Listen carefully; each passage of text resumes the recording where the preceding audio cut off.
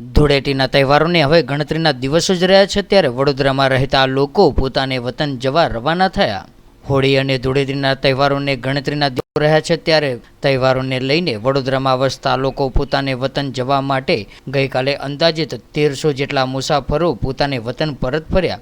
જ્યારે એસટી વિભાગ દ્વારા વડોદરા શહેરમાં ગત વર્ષે 255 બસ મૂકવામાં આવી હતી, ત્યારે આ વખતે 330 જેટલી બસો વડોદરા એસટી ડેપો પર મૂકવામાં આવી છે, જેનો લાભ વડોદરાના લોકોએ પોતાના વતન જવા માટે બસનો ઉપયોગ કરે છે. સાથે જ મુસાફરોને પોતાના વતન જવા માટે કોઈ પણ જાતની તકલીફ ન પડે અને તમામ સુવિધાઓ કરવામાં આવી છે. ત્યારે વધુ માહિતીને લઈને VH શર્મા વડોદરા ડિવિઝનલ કંટ્રોલરે વિસ્તારથી માહિતી આપી હતી.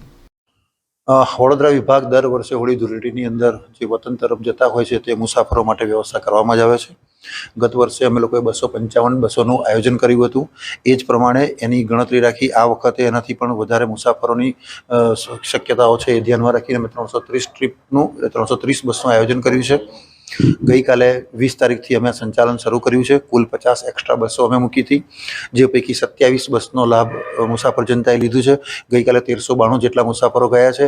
આજથી 75 કરીને ક્રમશઃ 110 સુધી ટ્રીપ કરી કુલ આ વખતના હોળી ધૂળેટીમાં મુસાફરોને વતનમાં જવા માટે 330 બસનું આયોજન કરેલ છે.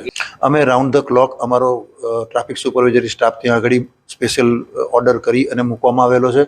એટલે જે પ્રકારની જે પેસેન્જર સ્ટેન્ડ ઉપર જનરલી દાહોદ, ઝાલોદ અને ગોધરા તરફ થતું હોય છે, તો એને ધ્યાનમાં રાખી અને અમારા સુપરવાઇઝર એ પ્રમાણેની એક્સ્ટ્રા બસોને દોડાવતા હોય છે. Subscribe now and press the bell icon. Never miss an update.